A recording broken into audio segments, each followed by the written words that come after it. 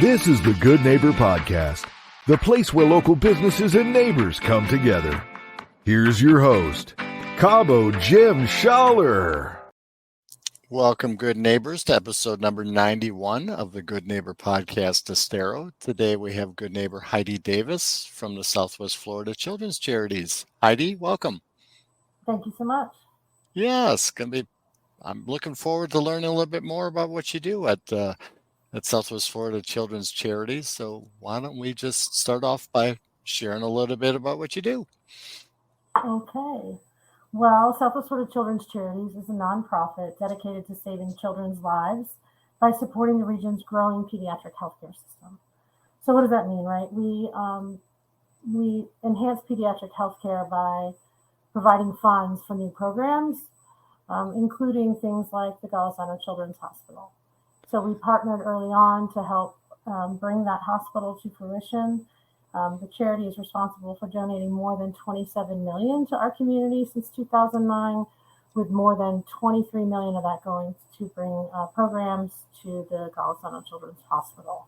Wow, that is incredible. That is, and you're the executive director there. How did you get involved with this?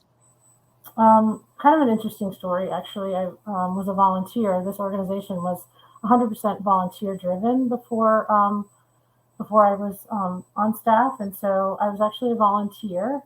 One of my friends actually was running the program, and that was about, I guess, 2010 or 2012, somewhere in there. And they went through a couple of different things, and then in 2018 decided to hire a full-time staff member. So I was fortunate enough to get the position, and been dedicated ever since.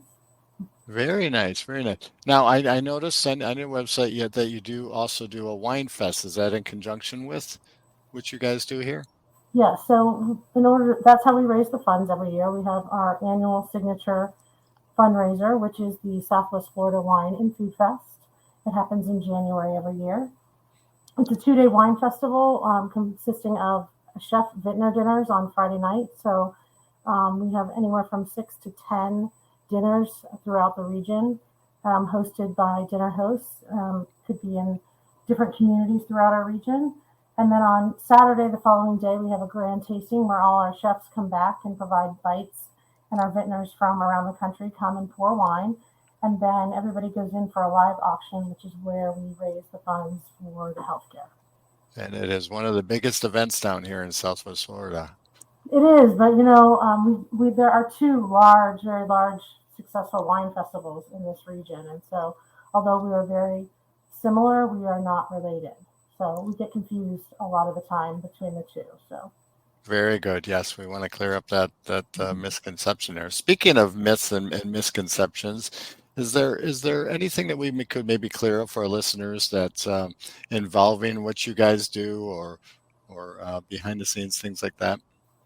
So, actually, one of the myths about the Southwest Florida Wine and Food Fest is that you have to be invited to attend, like it's a closed event, and that is just not true. So we want everybody that's interested in good wine and good food and want to have a passion for children's healthcare. We want everybody to come out and be involved. And so that's one of the misconceptions, is that it is you have to be invited to attend, but you do very not. Nice.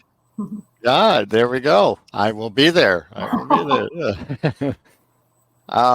So do you have any advice as it relates to, being of service to others and helping the kids here? So I was just, I've been fortunate enough to find something I'm passionate about. And I think that's really important when we're having to be at work every day and, finding something that you're passionate about. Yep. Makes you happy to go to work, right? And it's not like work at all. So I think that you probably can feel that way, right, Jim? Absolutely. I talk to people all day. What can be bad about that? I love it. You have to be passionate about what you do, 100%. Yes, agreed. And, what's not good about helping children and healthcare and saving lives? So all that is good stuff. Absolutely. Absolutely. So I know you're a very busy person. What type of things do you do outside of work? Oh, me, it's about me, huh? Well, I grew up here, so I do love the water. I spend a Okay. lot of time at the beach, or um, I have an amazing miniature labradoodle, so I spend a lot of time with him. And then sometimes I actually help young couples with weddings and other events and that sort of thing. So in my Yep. time, Wow. So you grew up here. It's rare to find people that actually were born and raised here. I've been here since I was about 4 months old. So yes, I consider myself grown up here. And quite a bit has changed and continues to change here in Southwest Florida. It is not the same. I'm dating myself, but I learned to drive when Daniels Parkway was 2 lanes, and it ended at the interstate. Wow. Crazy. And I moved down here originally in '89, and it was, it was Fort Myers and it was Naples, and then it was really nothing in between there, right? Bonita was a tiny little place with a couple of trailer parks, and that was it. And now it's a big booming metropolis, and Estero is growing. So it has changed. And as it continues to change, people like you need more and more support because the need is growing, correct? Oh my goodness, like by leaps and bounds. The statistics, the hospital just, I won't speak for the hospital, but one of the statistics I've heard from them is that when they built the hospital in 2016, when it opened, it was supposed to the build out was supposed to last for 10 years, and they're already at capacity. So they're already having to make new beds and that sort of thing for children. And so the need is real. And as our population grows, certainly the need for that is huge. And just a reminder that the nearest children's hospitals from our new children's hospital, fairly new in 2016, are Tampa and Miami. So as you can imagine, that puts a really big strain on children and families in our region. So they would have to go outside of the area. So yes. So what's one thing you wish our listeners knew about, Southwest Florida's Children's Charities that maybe they don't know? Well, I always say it's so much more than just great food and wine. It's community, it's camaraderie, it's coming together to help others. And it's just a super special event. And we work hard to make real changes in our community, like I mentioned, adding programs and expanding the hospital.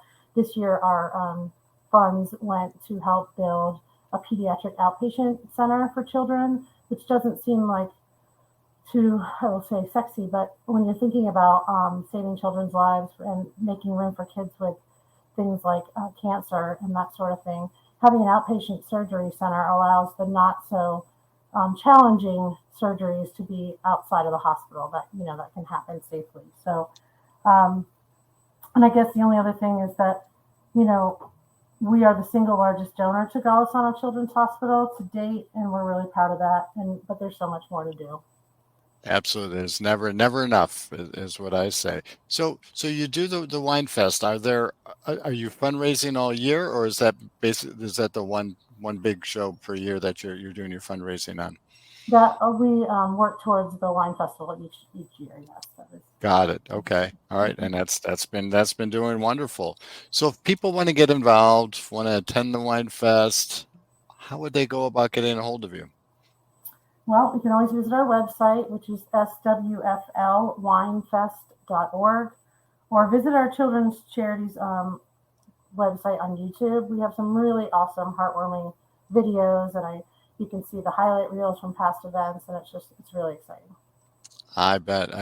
Heidi, it's been a pleasure getting to know you, and I appreciate what you're doing in the community and for the children. It's much needed, and like we mentioned, as the community grows, the demand grows. So thank you again, and thanks for being a good neighbor, and we will see you out there soon.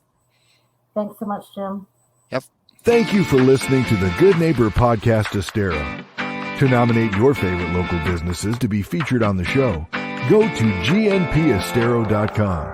That's gnpestero.com, or call 239-296-2621.